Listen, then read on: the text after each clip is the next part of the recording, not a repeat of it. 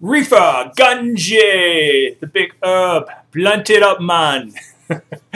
Today's topic is going to be, are you ready for this? Marijuana. Well, that's one of the things I want to talk about. Hi there, this is The Egg. I'm John Spade. It's November the 2nd today.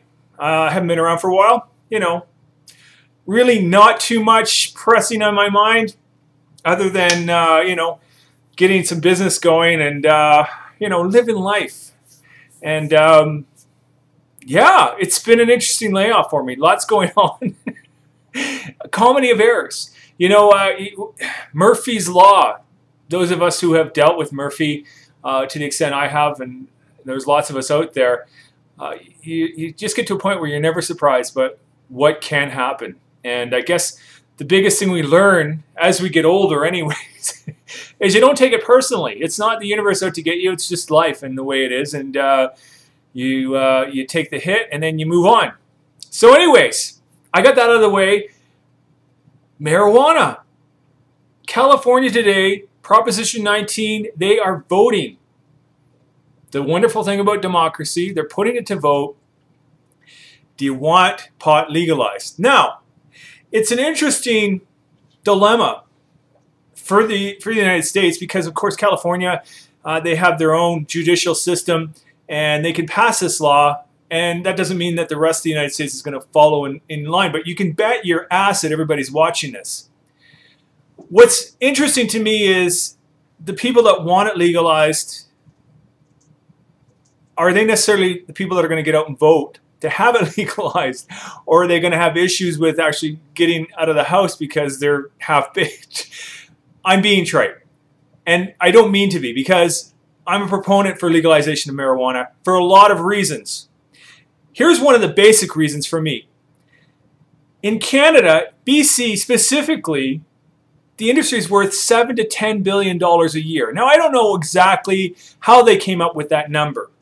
What I do know is in Canada, we spend roughly $10 billion a year fighting against people that grow and distribute marijuana in this country. That's sort of a rough number because I don't think it really represents those people that are incarcerated every year for dealing marijuana or growing it, or, you know, anybody that's along in that chain.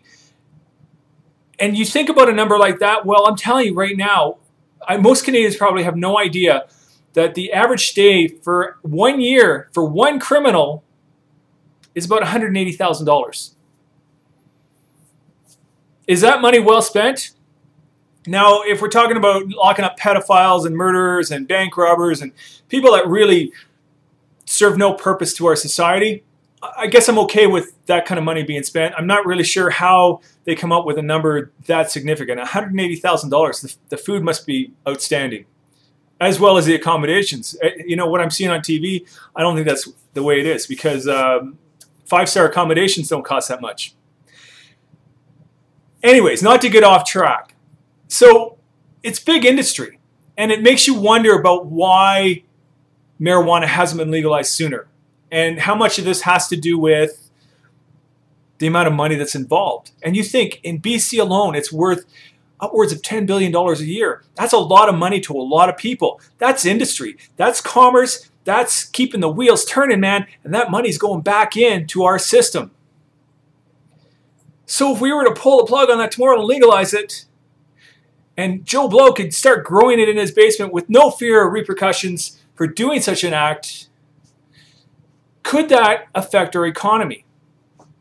And that's kind of what I'm thinking about with Proposition 19, because they're saying in California, if they were to legalize marijuana tomorrow, they could effectively destroy BC's economy.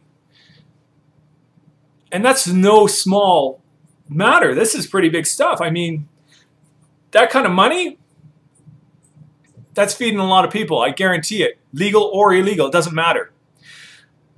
So there's issues, depending on where you come from in regards to legalization. And I guarantee the criminals and everybody else that makes money from this probably really don't want to see it get legalized, even though the customers they have are most certainly in favor of it.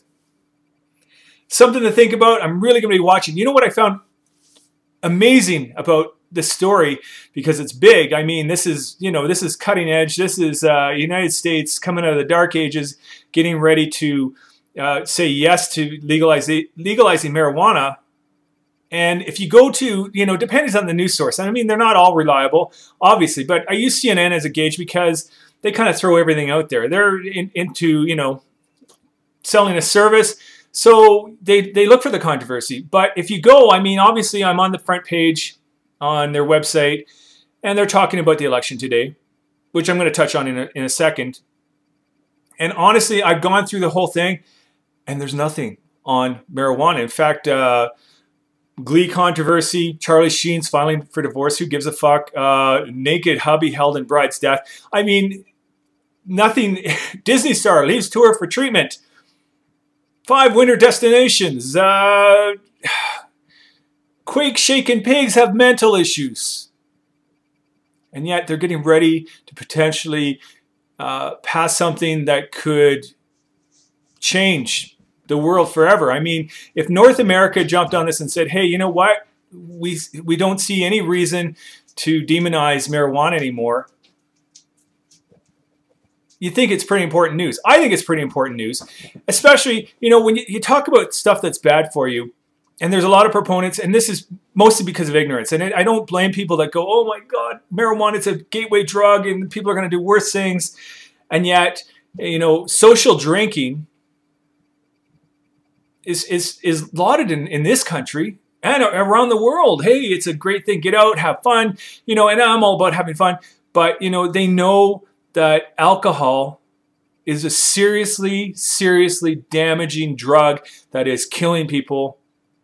And we're making money off of that. I don't want to go there anyways. I'm not talking about alcohol today. That's going to be for another egg because that could take up 5 eggs, how I feel about that drug. Anyways, why it's not front page news for CNN, I'm not sure. You know, it's probably an unpopular vote that they're doing today, and I'm sure there's a lot of states down there that don't want to see it. We don't want to have anything to do with it, and they're crossing their fingers, hoping that it will get pushed down. And that'll be a really sad day because I think it's important if we want to move ahead as a society and stop wasting money on something that you can't fight. Anyways, today's the elections in the United States. It's kind of interesting. It's a 3-party race now. They've got the Tea Party, which, give or take, could, you know, mean some change down there. Unfortunately, as you see here in Canada, they look at it more as vote splitting, and it's actually going to do more damage than good. But then you take the Republicans and the Democrats. Really, is there any difference between these 2 parties? They're 2 big bodies of people who basically have the same interests at the back end, and it's serving powerful lobbyists who want their agendas put forward. They don't really give a shit about, you know, the people of the United States. They're more interested in how can we make more money? How can we bail out more big corporations and more big banks? And meanwhile, watch everything getting flushed down the toilet as, you know, property values down there are plummeting, and they have a level of discourse that goes beyond anything that we can even comprehend here in Canada. When you look at the foreclosure rate in the United States, it's shocking. It's appalling. Yet, you know what? The big banks are still making their money, and everybody up at the top of the food chain, they're doing pretty good. They need a shakeup. The only way it's going to get shaken up is social media is going to take its place in the political arena. We're seeing it happening. It's little ripples all over the place in different pockets all over North America and around the world. And I got to thinking about this today because I have a friend that posted I'm going to post a link for this too. The future of social media and how it is going to affect politics. I've been talking about it for 3 years now. About 2 years ago, I started a Facebook group called the Internet Party of Canada, which it's something that I just sort of threw out there. I'm going to let it fester, and, you know, maybe at some point it'll be ready for me to sort of say, hey, listen, this is a way to get people who want change to do something about it. And it's going to take individual efforts from a lot of people around the world to bring everybody together and to say, we need change. Our system's broken. Capitalism is broken. We're not fixing big issues, and honestly, we're really starting, you can see everything around us is deteriorating as far as social services go, healthcare, things that, you know, are going to, we have generations coming after us that are going to need something to look forward to, and everything's crumbling. What are we going to do about it? I guess it really is up to us, and we'll make those decisions. That's my egg for today. I'm going to be, you know what? Whew, the motor's going right now. Tomorrow I'm going to touch on alcohol because it pisses me off. I look at every second day, you can pick up any news article and they'll tell you the wonderful benefits of having a few drinks every day. Well, if you're having a few drinks every day, you're a fucking alcoholic. And I don't mean to say that to put you in any way, you know, I'm not looking down at you. I'm just saying you've got a problem. It's not good for you. Your body can't deal with that. And we're seeing the repercussions in our hospitals from abuse. And that's because, unfortunately, we have a media that is bought and paid for and not always necessarily interested in, you know, what's best for you. Something to think about. And it's 11:11.